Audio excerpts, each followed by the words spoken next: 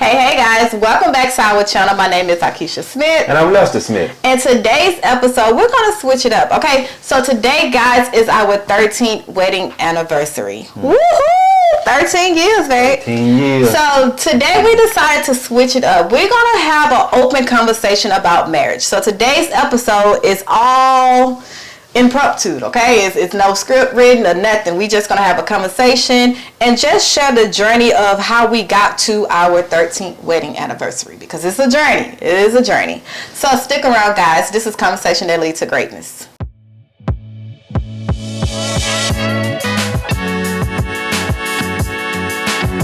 All right, guys, welcome back. So happy anniversary, babe. Happy anniversary. Ow, okay. So 13 years. Did you ever, wait, let's just start here. Did you ever see yourself making it to our 13th year wedding anniversary? No. No, I didn't. Okay. So we have been together 16 years, but married for 13. Okay. Just for anybody, just put it out there. I met Lester when I was 18, going on 19. I was young. I got married at 21 to Lester. And it's crazy because it's like you watch me grow up into the woman I am now. Now, for me, I think it's kind of different in how I look at the journey of these 13 years. Because at 21, you don't know yourself. You still trying to figure out. You still trying to do life. Except at 18. Well, I'm talking about since we married. Yeah. Well, of course, at 18, I just graduated high school. You know, I mean, not just, but a year later, I graduated high school. So, of course. But at 21, getting married, all I knew was I wanted to be married, because every woman, female in my family, from my grandparents to my mom, my aunts, they were all married. My grandparents, before they passed away, they was married for over 60 years. Okay, so that was I seen that. So I was like, man, if I get married, it's gonna be to the long haul. I want to be like them. But when it came to marriage, I think our struggle happened when I didn't really know. All I knew is I wanted to be married. I didn't know what marriage was, or the struggle. False perception of what marriage looked like. Yeah, I don't even think I knew what marriage was. All I knew was it keep me from sinning and to look right in God's eyes when I'm banging is to get married. Okay. Just saying. All right. To be honest, because it's preached, fornication and adultery and all this stuff. So to look right in God's eyes, I know I'm gonna go ahead and do it anyway. So let me just get married. Yeah. Which is the wrong thing to do. But I'm being honest. Yeah. So how did the 13 years? How was your journey? From your perspective, from when we first met to the point of I do. Well, we met on a blind date. On a blind date. A friend of her mother hooked us up on a blind date. Well, she actually called her and said, I got somebody I want you to talk to. And I'm like, okay, well, let me check her out, And she hooked up, and she called her, and I said, you want to meet later on at Denny's? And we went to Denny's. That was that's where we met at Denny's. Blind date. On a blind date. By my parents. My mom. It wasn't your parents. It wasn't your mama had nothing to do with it. Well, you keep saying that, but that didn't. Okay. She was your mom's friend. Okay. So your mom didn't have anything to do with it. Okay. I don't know if she wouldn't have told her or whatnot after the fact, but she didn't have anything to do with it though. Yeah. And she hooked that blind. Well, we hooked the blind date up and went and met her and the rest is history. Oh my goodness, there's no rest, no history. We doing a whole episode. No, ain't no going down memory lane. It ain't no rest, no history. Hey man, you know how men are telling those stories. Yeah, y'all a little bit better on telling stories like that. But we had quite a bit of struggles in the beginning. Quite a bit of struggles. Would you say it was due to the age difference? Yeah, I think that had a lot to do with it. Yeah. And your stubbornness, my stubbornness, it's just. Yeah, it had a lot to do with it. Yeah, and I think it was the stubbornness, but it was also the emotional hurt from past relationships that we didn't heal from or deal with, or we suppressed. And then when we got into our relationships, those triggers start happening. It might not have been the exact same situation, but it was a trigger that came up there because we haven't healed from that trigger. It caused a problem in ours and made it something it wasn't. Well, I think mine was I had been by myself for 2 years, and I was out dating, doing my thing. Dating. Yeah, I was out dating, doing my thing, and And I'm like, man, forget this. I might as well go back to the dating life. You know what I'm saying? This is too hard. You know, so that was my whole thing. Okay, so 2 years. Okay, and I was before I met you, I was single and celibate for a year. Right at a year. I was a couple of weeks shy from a year. Okay. I had went through a traumatic time in my last relationship, and I was just done with men. Okay. It was just like, you know what? I'm turning gay. I'm done. No man better not ever talk to me. But it was like God led me on that journey so I can focus on me. Because at that time, I was pouring so much into my relationship and this other person that I was dating that I began to lose myself and start doing things that I knew was not me. You know, out of the sake of love. Dangerous things, you know, like, okay? Yeah. So I think God, it was to the point where I even prayed, like, God, take this away. And when he took it away, it hurt it. But it caused me to spend that 1 year to myself. And I was like, okay, Keisha, what you gonna do? You graduated, you got your own house, your apartment and your car. What you gonna do? Yeah. So then I enrolled to cosmetology and I went in on school, just focusing on school. So when you call me out the blue, I'm just like, first of all, how old are you? Second of all, someone that's, my mom neighbor set up on a date? Like, no, he gonna be ugly, fat, and, I'm just thinking all the bad things. Cause I'm like, come on now, you don't know my taste. Like, you don't know. So when we went to this date, I had my own perception of how he was gonna go. And the killing thing is when we got in on that date, like, no kidding, y'all, just the conversation we was having, I would say less than 20 minutes. I was just like, oh, this is my husband. It was like love at first sight. I didn't let him know that, okay? It was more of a scary thing, like, man, it's love at first sight. Because I remember within that year of just focusing on me, I began praying, God, like, God, bring me my husband. Like, I was on it in, like, I'm ready to be married. This, I ain't for the streets. I'm not that girl. At 18. Exactly, at 18, because I always wanted to be in that loving relationship. That's what I seen. That's what was I wanted that relationship. And plus, I was a praise dancer, and that was my ministry. And I couldn't be, up there clapping booty cheeks and, and getting up there and dancing. Well, we clapped booty cheeks for 3 years, though. Okay, yeah, we did that. Okay, we did. I'm saying it would have been longer if I didn't pursue marriage. It would have been longer, and So for me, leading up to our wedding day, like leading up to the marriage thing, how did you? I know we had this conversation a lot, but you ain't gotta be honest. But at what point did you realize? No, let's be honest. It's okay. At what point did you realize, okay, it's time to get married. It's time to pop the question. That's a good one. I don't think no man really know when it's that time. It's just, it's a feeling comes over you, you be like, I think I got the right one. I think I want to get married. So, this is what's shocking to me. Yeah. At that time, we was not in a good place. Yeah. I mean, we had ups and downs, but it was more downs. So when you popped the question, the reaction that I thought I would have had, like, oh my God, it wasn't that. It was more like, I can't believe it. Like, is this real? Like, because it was a struggle there. Yeah. So even though even though we was going through that struggle, you still seen potential. Yeah. Okay. Yeah, there was still potential there.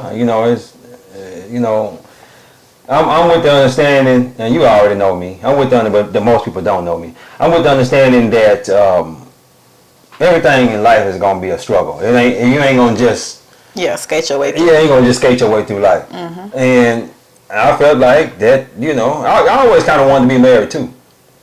This is my second marriage, guys. I was married fresh out of high school, and I always kind of wanted to be married because. I don't even know why though. That's the crazy part. I don't because my grandmother wasn't married. Well, she was married, but her husband passed before I was born. My other grandmother, she wasn't married. Well, she got married a couple of times, but she never stayed married. And my mom wasn't married, so I don't even know why I wanted to be married.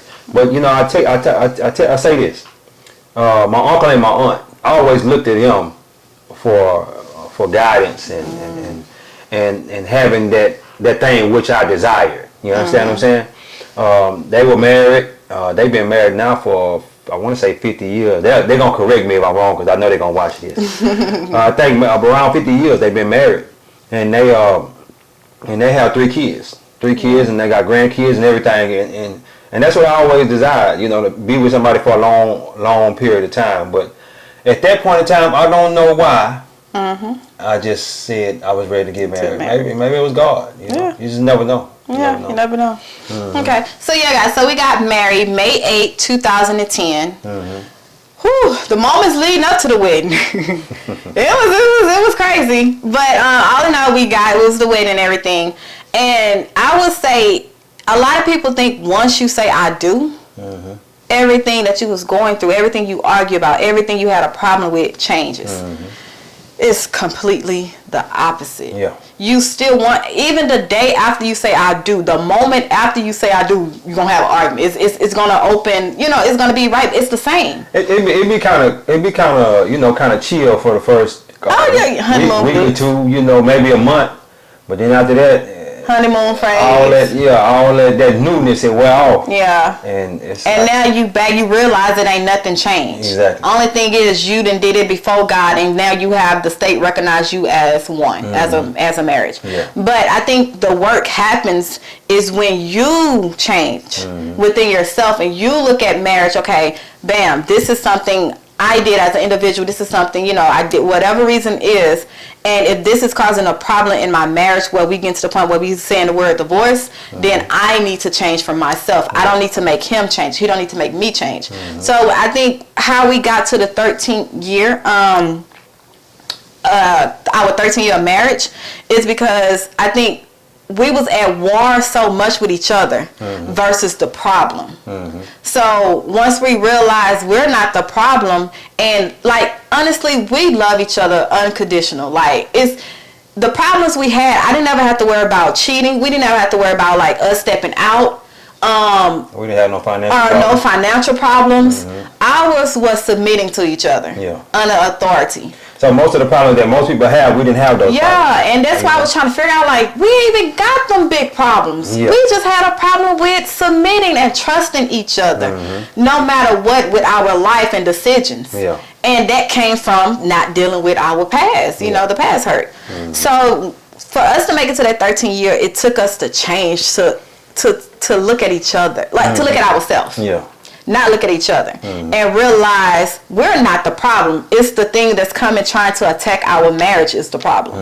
And then once we realize that, it's like, okay, let's handle this thing. Yeah. It's like, man, look here, let me tell you something. Hey, like she said, we didn't have any financial problems and we didn't have that infidelity problem. It's just the small things. And, you know, the little things, just 2 people trying to come together. They both stubborn, and they trying to come together and make this work. Yeah. You know, the crazy part about it, you have to be marriage is. Let me tell you something. It's got to be 2 people fighting. Yeah. To stay together on a daily basis. On a daily basis, y'all got to fight for each other. And most people, they don't want to fight that hard. Yeah. I fought to stay with her. She fought to stay with me. That's just pretty funny, and we still continuously, you know, it ain't bad as it used to be. Oh no. But we still on a daily basis, you know, we don't like each other every day. But we deal with it. We deal with it and keep it moving. You know? It's like, all right, man, you and your, he be like, all right, you and your little, all right, I see you got the little problem. You got your little attitude. Give me a kiss. Give me a kiss. I'm going upstairs. You know what I'm saying? I don't have time for that. Exactly. I'm gonna be sitting here with you in your emotions. Emotions and all. I don't have time for that. I got to go. And see, I didn't realize that in the beginning. I stay there and like, what's wrong with you, man? And this and that and be like, no, not now. Yeah. I got to go on, ease on out. And then when you get out of your emotions, release that attitude or whatever it is, and you want to talk to me, come on, talk to me. Yeah. I'm here. You know what I'm saying? We both have to do that for each other. Yeah. You know? Yeah. And I would say, even just by saying that, one of the problems I had in our marriage that caused I put blame on myself, that caused some of our struggles, was I felt like because I was so taken care of and spoiled by my dad, and my dad did everything for me, and coming from under that, and my dad was still doing everything for me. It was to the point where he was like, I'm your husband. I'm your man. You supposed to call me as me. It ain't your daddy, you know. But if anything, I will always call my daddy, because I'm like, my daddy gonna do it. I don't need you. You know, my daddy got this. So with me coming from that, I felt he was supposed to do exactly what my daddy's supposed to do. Don't tell me no. Or don't, if I say I don't want this right here, No. But no, that's what I'm saying. So when he didn't respond in that way, I took it personal. And I took it, oh, you don't love me, you know what I'm saying? Or you doing this, I'm just doing the most. Going all the way left. Yeah, I'm going all the way left, and I'm conjuring up these situations and scenarios in my head on why he ain't doing this. Oh, you ain't answering your phone, you must be with. Listen, I went all the way there all because he didn't do what I felt he should do as a man. Exactly. Or what I was raised up on. And once once God showed me that, it was just like, I'm sorry. I am sorry. And the killing thing is, God showed me in a way to reveal who my daddy really was to my mom. Exactly. Oh, I was like, because it's two sides to every story. It was a trick. Hey, boy. Hey, boy. Hey, man. We gotta bleep that out. Jesus. Okay, so listen. Shut up, boy. Hey, man. Be quiet, babe. Don't do that. But the way God revealed it to me was, I always heard my mom's story. I never heard my daddy. I never heard my story. I was like, Mom, is you. You the reason why you and my dad not together. I always blame my mom because I stayed with my mom. You know? So, and I always seen it was her. Yeah. But once I got older and I stayed with my dad during high school, and God, even through my adult life, God revealed things. It was like, okay, I don't want my husband like that. Like, I don't want a man. I don't want no. Yeah. So it was like God had to take me and revealed, and it was me. It wasn't him. It was me most of the time. You had to get coming to grips with yourself. Yeah. What was going on? What was going on? And see, the thing about it is, she would say all that and make me try to make me feel bad while I wasn't doing certain things and whatnot. But she'll tell you right now today it's better than it's ever been. And she get anything she wants pretty much. Yeah. But by her trying to make me do certain things, what happened? That resistance came up. You know what I'm saying? I ain't doing nothing. You know what I'm saying?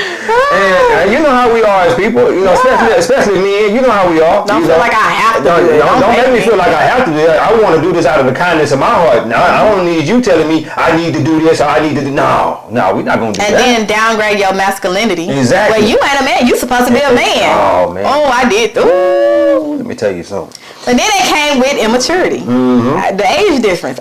And trying to fight to be with somebody that's doing all that to you, that's a hard thing, man. It was hard. I don't know how we made it. Honestly, grace the God. It had to be the grace of God, man, because I don't know how we made it on a lot of situations. And one thing I loved about us, we never got to the point where we separated. Or call it quits, or you do your thing and I do my thing. We never had a break moment. What is it called? On the break or a breakup? Or just on break from each other. It was never that, because he always felt like. Now she would walk around 2 or 3 days and don't speak to me. Now she did do that. We were still together. We were still together, but you still walk there. That's called a break too. No, that ain't no break. That's just silent treatment. That ain't no break. Putting the silent treatment over here. We left this argument together. We just some silent treatment. We still in the same house, still sleeping in the same bed and everything. She just hit me with the silent treatment. I'm like, whatever, man, whatever you want to do, that's cool with me. But now we don't do that anymore. Yeah. And I told her, when you walk around with the silent treatment, you letting the devil come up in our marriage. You know what I'm saying? That's how the devil split you apart. And because let me say this, when they say she gives me the silent treatment, and I say, well, she don't love me no way, I might as well go out here and sleep with some other woman. Think about that. You know what I'm saying? I don't want to give it up. For you women that like to do it, mostly women doing that silent treatment thing, hey, you have to, y'all need to, really, I would say, talk before you go to bed at night. You don't need to go to sleep mad, because if you go to sleep mad, it's a lot of things. Let's say he get up and go to work in the morning, and he leave the house and he have a car accident and don't make it back home. Yeah. You know what I'm saying? Was it worth it? Was that worth that? Not being on good terms. Exactly. You should always be on good terms. Say, hey, baby, you know what I'm saying? Just go ahead and tell him, hey, baby, what you did hurt me. You know what I'm saying? You might not want to talk about it right now, But hey, let's kiss and say goodnight. You know what I'm saying? We'll talk about it tomorrow or whatever. Oh, don't even do that. Just roll over and kiss. I mean, you ain't got to listen. Yeah, you know. And that's where it goes. It's 13 years, man. Yeah. It's crazy. Yeah. Because when I was getting married at 21, that's like, you sure? Like everybody, you sure you want to get married? You so young. So with me, I didn't have a lot of experience with guys. Okay. Let me say this because they might not know the age difference.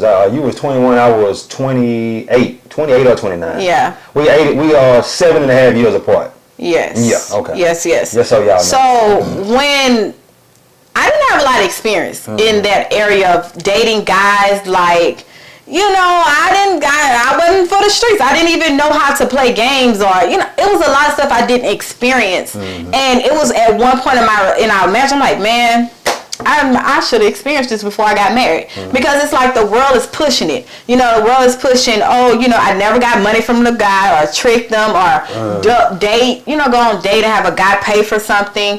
Like, I never was exposed to that. So in my marriage, when struggle, you was only 18. But it was people in school at Smiley, baby. It was, listen. It was some girls that make you. That's if you were sure you had a chance to really experience. Exactly, or even just date. Because I can count, like, literally I was in relationships. I never played the field. I never just was like, oh, we just friends with benefits. No, I did that one time.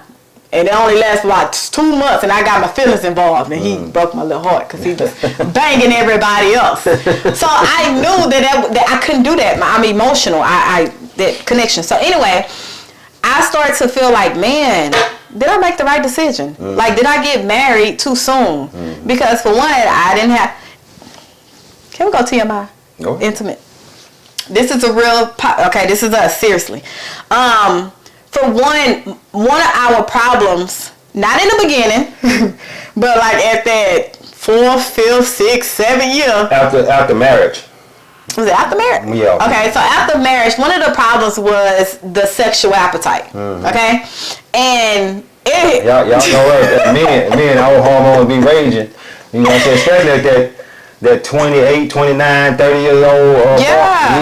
It's still raging. Yeah. And that's crazy because that was the bulk of our problems, to be honest. That was the start. Because it was like that connection we had or was supposed to have, it wasn't there because he wasn't getting it. And to me, I felt like I was like unequipped because it's like you had more experience than I did. So you expecting something from me that I didn't have. Like, you know, I knew a little something, but it wasn't like to the point where, I'm a freak. And, you know, it wasn't that. No, I wasn't expecting you. Not a freak. I wasn't expecting something from you that you didn't have. I was expecting you to keep giving me what you was giving me when we first got together. Well, you have to understand I was celibate for a year. So when you broke that year. Yeah, you know, we was going ham. I know, but still. But then after we got married, you like, I ain't got to do this no more. It was not that. That's what it looked like. It wasn't that, and that's the killing thing. I'm glad you said that. It looks like that to I would say to 95% of the men. That's what you would say. Oh, you got married. You think you don't got to do it no more. It's not that. That's when everything slows down. Especially people with kids, and we didn't have no kids at that time. That's the crazy part about it. You know, we didn't have no kids until what? 2017. So that was 7 years after we got married. Yeah, so, you know, what was our problem? Why we wasn't having sex? Our problem was the struggles we had, like the conjuring up, unresolved issues. You conjuring up some stuff in your head. Unresolved issues. Okay. Yeah, so that was the problem. Yeah, that was our major problem. That was our major problem. Our main problem. You know, I'm like, you ain't give it up like you used to, and she like, I ain't gonna give it up no more. You know, you ain't doing this, you ain't do that. You ain't doing what I want you to do. And he like, I'm not gonna do it if you ain't gonna give it up. So it was like it's a cycle. A never ending cycle.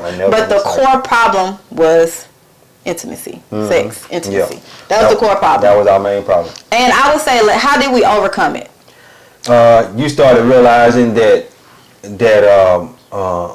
you're supposed to submit to your husband. You're supposed to take care of your husband, and what else? I think when you said, because we had a whole moment when you said, when you give me silent or like the silent treatment, and it was like, man, while I'm here, I can go get this from someone else. Like, it was just almost like when you said that, it was like a, damn, dang, I am opening that door for him to walk out, because if he can't get it from me, and that's what it's a requirement, every 72 days or hours, whatever. 72 hours. If it's a requirement because that's how God created y'all, and I'm your wife. Yeah. If you can't get it from me, how can I blame you for stepping out in a way? Because I'm not fulfilling my wifely duties, but I expect you to fulfill your husband's duties to provide for me. And the crazy part about it, that's if you ever, we said this in the previous episode, but let me go back.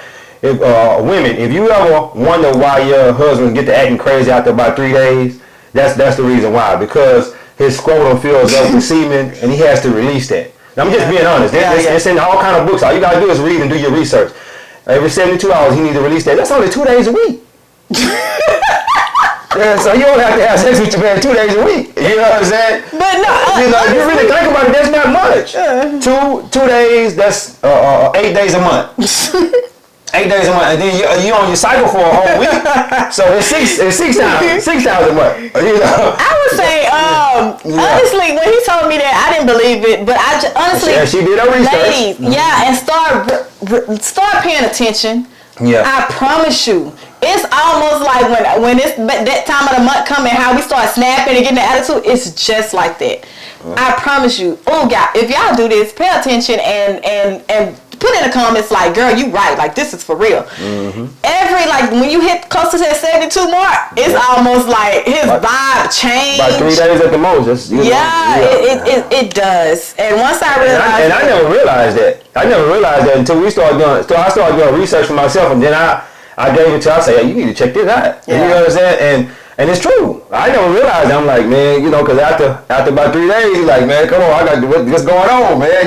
We got to do something. But that's the reason why. Let's talk about who were the people that was very, I wouldn't say important to our journey or helped us in our journey to get to where we were. Like whether they was a word of encouragement or talk you know what I'm talking about. I really didn't have too many people that encouraged me to stay married and be in a relationship. I'm just being honest. Okay, I had my Mimi, which was my grandmother. Oh, she told us we ain't gonna divorce. She told us there ain't gonna be no divorce, and then we get a divorce. That whatever money she gave, I forget how much she gave. Yeah. She said whatever money I gave y'all for the marriage, y'all about to get that back. She said, "Bro, y'all got to split that down the middle and get it back." Yeah. But that was really the only people that I had words of encouragement from my aunt and my uncle. They just say, hey, y'all do whatever y'all have to do to stay together. Yeah. It's each other. Yeah. Them the only two people. My grandmother wasn't married. Yeah. But she, like I say, she was married before I was born. But after I was born, she wasn't married. But she wanted us to stay married. She wanted us to be married. Because she loved me so much. She loved I was the best thing that ever happened to him. Lord, besides his other wife, hey, now here or there.